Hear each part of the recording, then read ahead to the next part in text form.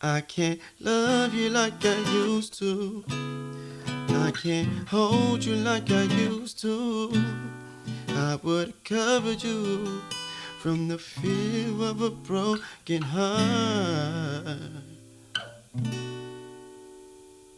Yo, what's going on? This is your man Gerard Kenneth. So I have a segment now on my YouTube channel called Why Love. It's actually based off my book that I wrote called Why Love We're Created for Relationship. This is my own book that I like read on my own, but you can actually purchase this on Amazon. All types of shameless plugs, of course. In any case, I just want to share a quick story, and I want to give you actually a word of encouragement when it comes to relationships. So the song entitled I Can't Love You Like I Used to is literally based on a true story. I was actually dating a young lady that I went to church with. I really thought she was it. I thought she was the one. Everything looked good on paper, aside of her having a kid. She fit a preference, and you know, we all have our preferences, but then we realize that our preferences actually get in the way of what God actually has for us. We tend to get in our own way, and I mean, obviously, I'm guilty of that. And like I said, I really thought it was it. I'm a Christian, she's a Christian. We both believe the same things. I'm a singer, she's a singer. I speak Spanish, she's Puerto Rican, she's from the island, right? On the surface, it seemed like everything matched up. It seemed like everything made sense. We understood that what we were called to do, and it was like, bet, let's go and do it. There's a piece in my song where I say how sad you left your future running towards your past. Like I said, I thought she was it, but the underlying issue was that she was still stuck on a previous relationship. She has a kid, so she was still connected to her baby father, not just because of the kid, but because her heart still was for him. Yeah, we only dated for like a couple of months. The very next year, she cheated, and then maybe like 3 or 4 months later, she ended up getting married. And then a few months later after that, she hit me up, was like, yo, I'm so sorry about everything that transpired, you know, please forgive me, this, that, this, and the third. And I was like, yeah, okay. And I'm still trying to go through my healing process at that point in time. And so I didn't talk to her. I never went out my way to call her. I never went out my way to text her or anything during that time. I was like, I just needed to heal. I even called myself trying to get in other relationships, thinking I was in a better place, in a better headspace, and I wasn't healed yet. I was still hurt. So it took me like a couple of years.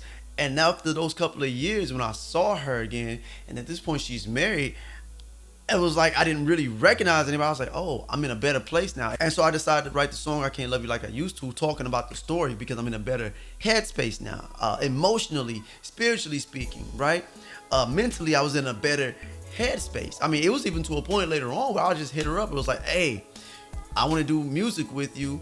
This is strictly business. But on my end, I should have known better, because it's like, well, her heart is still a certain way, and I'm going to get to that in a minute. So basically, in the song I Can't Love You Like I Used to, I'm basically telling this young lady and telling myself that I cannot have the same feelings. I can't operate with the same sentiment like I used to, like you knew me, because it's like you knew that I loved you. You knew that I care about you, but I can't do that anymore for my own personal sake. I can't do it. There's a song by Eric Roberson that's entitled I Love You Too Much.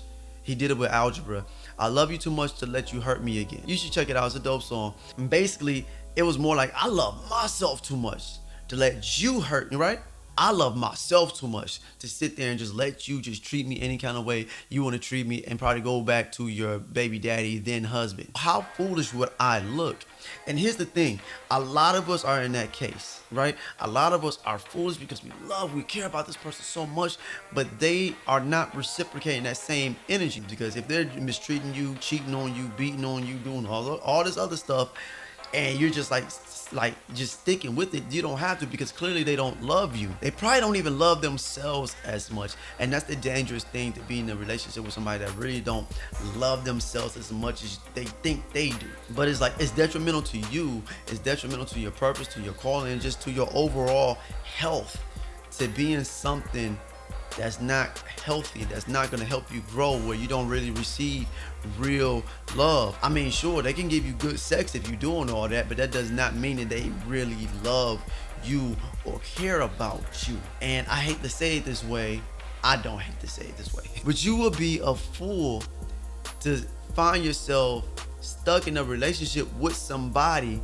that doesn't want to grow with you, that doesn't want to treat you right, that wants to misuse you and abuse you, and you know, and just any of that.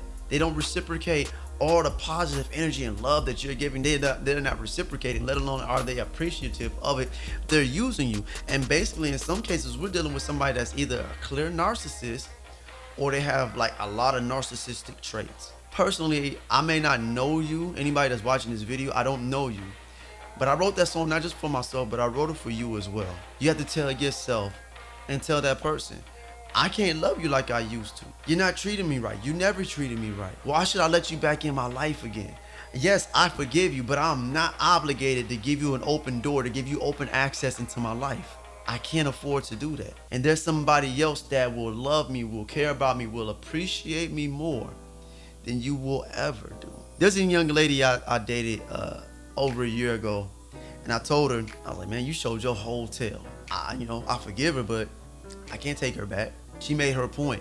She showed me that she wasn't going to appreciate me. She showed that through the whole relationship, that she wasn't going to appreciate me, let alone respect me. And what about you? Whether you're a male or a female, what about you?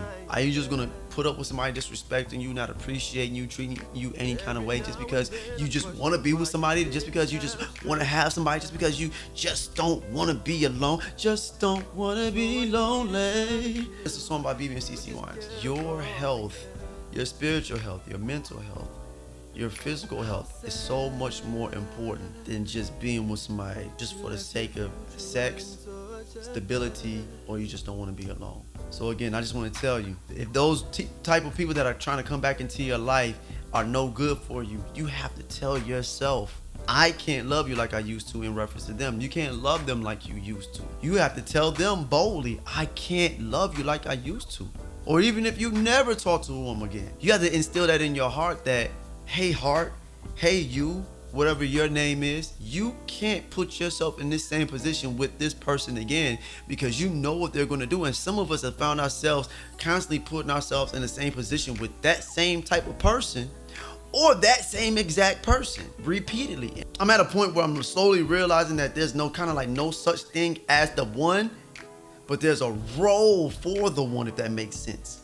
There's a role for the one, and if somebody can fit that position and desires to do that with you specifically, then praise God. But they have to have a heart and a desire, and also qualifications for it. Now that doesn't mean a preference. Qualifications in the sense of what God has for you, for your purpose and your calling. Do you guys mesh? So that's something that you have to seek God about. Anyways, I ain't even trying to do all that preaching. That's it, guys. I just want to encourage you for the most part. Thank you for checking out this segment, listening to it, watching it. If you want to check out my podcast, it's called the Supposed to Be Different podcast. You can check it out on Anchor.fm. You can check it out on Spotify. You can check it out on Apple Play or Apple Podcasts. You can check it out on Google Podcasts, and there's a couple other podcasts as well. Follow me on IG at Gerard Kenneth. Links in the bio, links in the description. Follow my Supposed to Be Different page on IG. Follow me on Facebook. Follow my website. I'll put all that nice, good information on there for you. And of course, check out my music. It's available on all streaming sites. And I'll end it like this. You have worth and you have value, whether you're a man or a woman. You have worth and you have value. We're created for a relationship. We're created to love someone correctly and to be loved correctly, right? You're not worthless. You're not useless. You just need to connect to the right person that's going to feed into you, and you feed into them, and you both grow. That's what I desire for everybody. All right, y'all. Peace and God bless.